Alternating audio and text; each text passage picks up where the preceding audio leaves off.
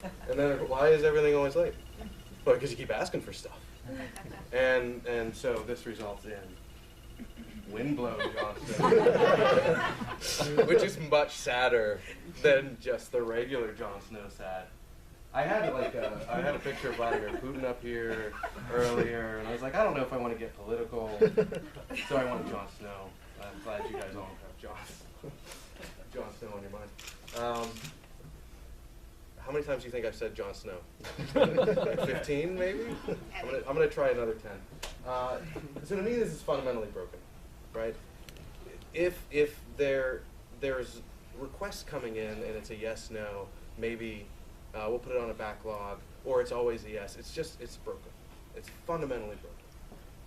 It's never going to end well, and it's never going to be a highly functioning team. So because I want to be an enabler, because I like kind of getting people hooked on what we do in the back office at least, and tech, how do I continuously say yes? Or how do we as a team continuously say yes while still saying no? So I'm not usually a business book guy, but this one's pretty good. There's a Power of a Positive No by William Ury. He also wrote Getting to Yes. Has anybody heard of that book?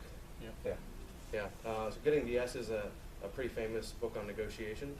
And this is kind of along that vein.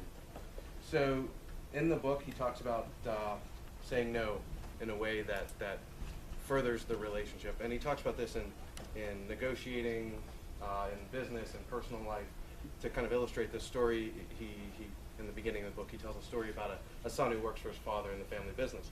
And every year, the son works over the holiday because that's what's expected of him. And every year his father comes to him and says, I want you to work over the holiday, we have nobody else. And this lasts years and years, and one year he's like, I need to spend time with my family. This is important to me, this is important to my family. And that's his first yes. This is internal need, right? I want to spend time with my family. So his dad comes to him and says, I want you to work over the holiday. Well, yes to myself, which is I want to work. I want to spend time with my family. No, I'm not working over the holiday because I want to spend time with my family. But the last part of it's really important. The last part that he says in the book is, but I will help you figure out a way to cover when I'm out. So it's because he cares about how the business performs, because he cares about how he works for the business, that it furthers the relationship with his father, furthers his relationship with the business. So it's that yes, no, yes pairing that, or triad, that is really important. So how does this apply? That's a little kind of new agey, maybe like triangles or crystals or something. Feels a little new agey to me. So the way we kind of do this at Gilt, and we don't really exactly say it with this name, but I've started using this more frequently. We have what's called a master plan. So this is actually a picture of the West Side rail yard by Penn Station. You may have seen this in the news maybe a few years ago. This is a master plan. There's a rendering of a master plan. And a master plan in architectural or land use is about planning the future, far afield. What could it look like? How many square feet of office buildings are we going to have? How much parkland are we going to have? Et cetera, et cetera. But what's really important here, and this is another picture that's saying, what's really important here is that it's a drawing, it's an imagination. This is what it could be. This is what we could have in our future. We could have all this new parkland here that connects, I guess that's to the High Line. We could have retail space, we could have office space. We wouldn't have to see the ugly rail yards, trains going through, which for me, who live in Jersey, I see that every day. I guess I'd have more tunnel, I don't know. But it creates an emotional connection, right? I want more parkland. I want to have a nice skyline in that area of the city. And I get upset when it's not there or when it's canceled. And that's a really important thing. You don't do a drawing that's beautiful like this. You could just create a spreadsheet of the amount of parkland you want. That's not helpful. You want to create a dream, a desire. So for me, we have something that's kind of called a technical master plan. And we don't always call it that. We don't use those words, but that's kind of the mantra or the label that I'm putting on it for this. And a technical master plan has three things: a name, a story, and a drawing. And I don't think you can get away with just one of those one of those legs. So first, let's talk about naming. Naming is hard. I think there's an old joke about computer science. There are two things, or actually no, it's not. I'll tell the joke. It doesn't apply here, but I'll tell it anyway. Caching is hard, and off by one errors. There are three things that are hard in computer science: caching and off by one errors. It's for the engineers. Has no application here. Sorry, I started. I felt like I had to finish it. Anyway, so naming is hard, but it's important. For us, when we talk about a project, it's never going to be fun to talk about distribution center communication rationalization. Like, who's going to say that? I don't want to say that in a meeting. I don't want to try and inspire people to build something like that. I don't want to try to get people to back it. But that project is actually called Mercury. And for those of you who know, Mercury is the messenger to the gods, which makes sense because it's about messaging to and from our administration systems to our distribution centers. The most important thing about naming is it gives people something to latch onto, and something to latch onto within tech and something to latch onto outside of tech. Right, that's important. Mercury is a project that's live. It's been live for a while now, and I can go to my chief supply chain officer and I can ask him, do you know what Mercury does? And he can tell me. And that's kind of amazing, right? Because he and I have talked about it a lot. He knows Mercury. He feels it's important too. You need a picture, right? It's really hard to talk about something if you don't have a picture. And I think it's important that you keep it as simple as possible. You need to be able to draw it at a moment's notice. So if you run into somebody in the hallway, if I run into my boss, the CIO, and he's like, what are you guys working on? I'll draw a quick picture, be like, this is what we're doing, and this is the part we're at. And I'll circle an area and be like, this is what we're shooting for. And I keep drawing that same picture. I'll draw it 30, 40 times. I do it on a whiteboard. I don't put it on a presentation, because then I have to carry a presentation around with me. It's kind of useless. But I do it so often that they can then draw that picture as well. And if it's too complex, if it's a huge drawing, who wants to make that? Or who wants to try and understand it? I don't. I'm an engineer, I could make it, it's too hard to communicate that way. So this is actually there's only a couple more boxes I left off of here, but this is kind of the overall, this is my simple drawing of Mercury. This is what it does. It connects this to that. Or actually there's more DCs, but it connects this to those things. And for those who do engineering, you're probably like, oh yeah, that makes sense, routing and translation in between these two systems. But for the people who don't build systems, like that's something they can grok. They can get it. They don't have to think about like, oh, what does this do? I know what admin is. I know what DC1 is. Mercury must be the thing that connects them. So I think the most important thing is you have to have a story, right? That's the first yes of that yes, no, yes, right? If you don't have a story that solves a problem, first of all, it has to state a problem, and then it has to solve that problem. And it has to solve a problem in a way that connects with the technical organization and with the business organization.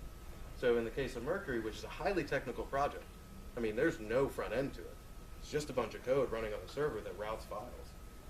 It's huge, but the story there is, the chief supply chain officer, the VP of distribution, he wants orders to drop to the warehouse. And he wants them to drop fast. And he wants it to do it reliably. And he wants to open DCs when he wants to open DCs. In our old way of doing it, it would take 3 to 4 months to open a new distribution center. That's way too long.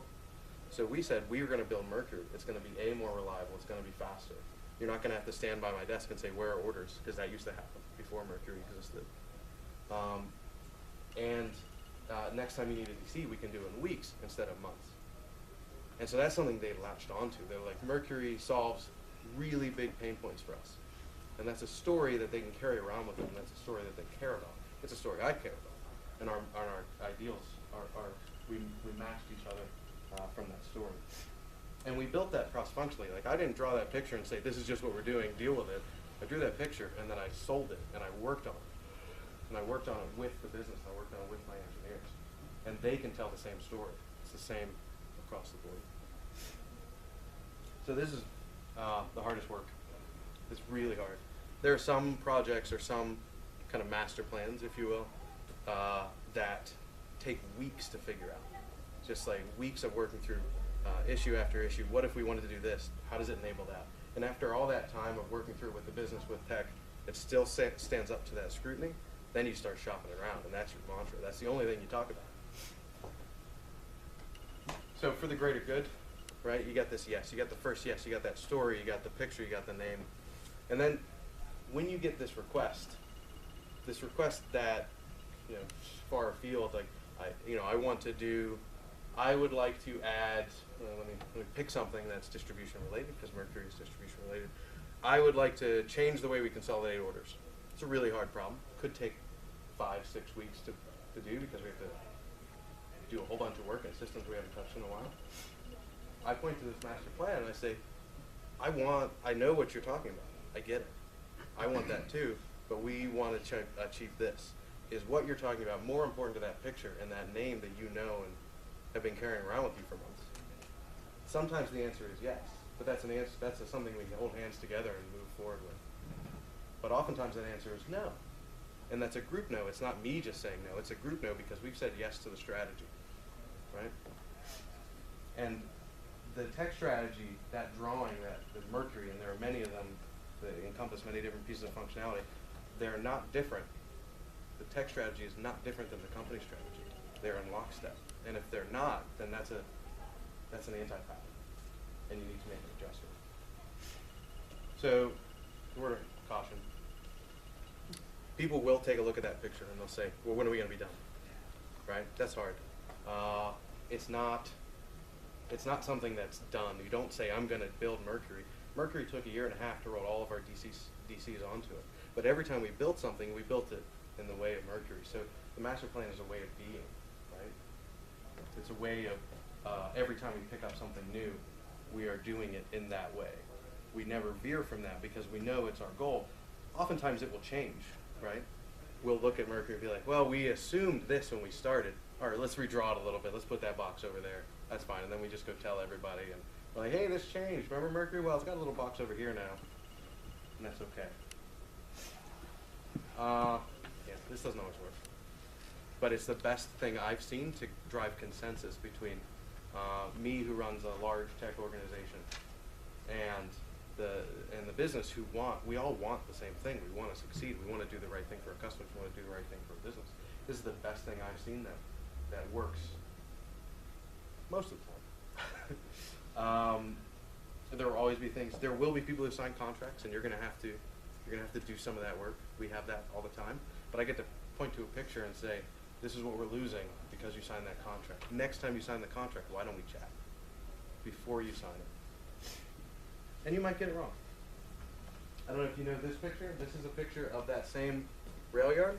This is when they were trying to build the Jet Stadium over the rail yard. This isn't happening. It's never going to happen. But they paid an architectural firm to make this. So you have to spend money and time, money and salaries, right, to get this right. And it's okay for it to be wrong, and admitting it's wrong, admitting it's better than just trying blindly to follow this drawing you came up with. So I have another story, but I'm cutting it short because we're a little long. So this was kind of from a technical perspective because it's a bunch of boxes that represent systems. But if you're not an engineer, and if you are an engineer, I think the thing that you should expect from your engineering team is a strategy that matches the company strategy, something that supports and furthers the company, right? If you're not getting that, if you're just getting a no or just a whole bunch of yeses, the question should be, well, why? What should we be doing? What are we losing? What are we not getting, right? I think that's a really important dialogue to have, and that's an important dialogue that either side can drive. I just happen to do a lot of driving when it comes to master plans and the like, but I think you should expect to be able to believe in what everybody in tech is doing as much as you believe in what you're doing in your job. And that's it. Finn.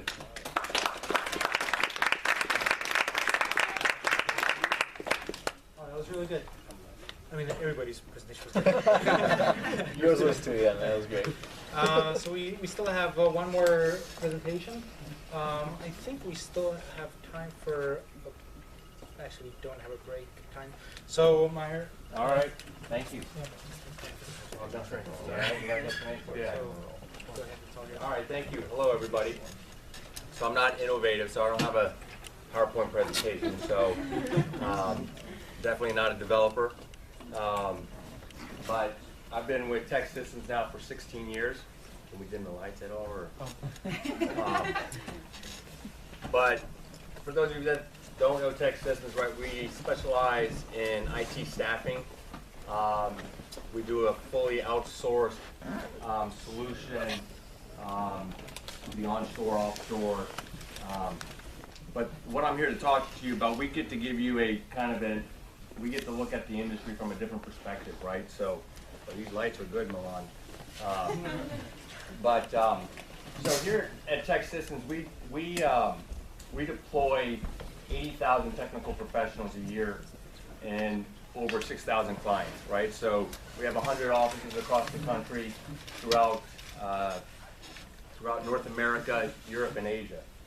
And we get to bring a perspective from a staffing perspective based on all the work that we do with customers, both on a technical professional perspective and then from a business perspective. So it's been interesting sitting here listening to everyone talk about the collaboration between business and IT, and then how do we play a role in that, right? So when I sit here and I think about, business and IT and the workforce planning process that goes along with that and how important that is from an industry perspective, it's critical that business and IT are talking together, because I think what's missed in most cases is the people element, right? So when you think about the project, the people component is almost secondary. It's usually about technology, usually about architecture, it's usually about budget. And the people component of it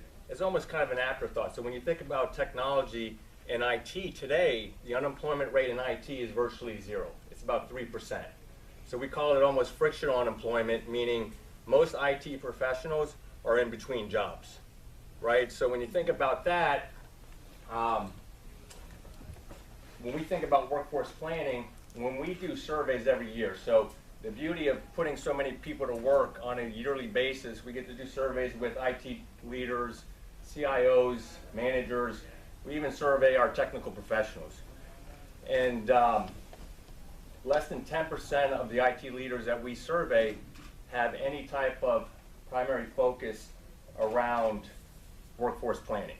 So as business and IT collaborate, talking about the project, but there's not a component from a resource planning perspective, how are we going to identify the talent to complete the project? And if you don't have the talent to complete the project, you're not going to be successful. So what's unique from our perspective, and I'm going to be neutral in the sense that, hey, you can call Tech Systems and we'll come and help you staff your project. But I think what's important is to think about what is your strategy to attract and retain the top IT talent, specifically around the skill sets that you're looking to onboard to complete the large project that you're looking to build. So it's very unique from our perspective. When we get involved, it's, you think of a vendor like Tech Systems, the managers in the group, it's almost like we want to stay away from the vendors. We don't want to talk to the vendors. Maybe we ship them to HR. Maybe there's a vendor management system that the vendor should work through. But if we get a job description through an electronic email, could you imagine how difficult that is to find the right person to complete the project that you're collaborating on? Could you imagine if business and IT work together through electronic email to try to gather requirements and to come up with a opportunity to build a project? So it's a unique perspective. How many folks in the room work with vendors? So probably get overwhelmed by phone calls, by vendors, maybe they get sidelined. But I think it's critical to think about when you are collaborating together from a business perspective as well as from a technical perspective, what is the resource plan? Is it an afterthought? Is the vendor or the service provider involved in that process? to help you come up with timelines during that project plan process, to make sure you're finding the right talent.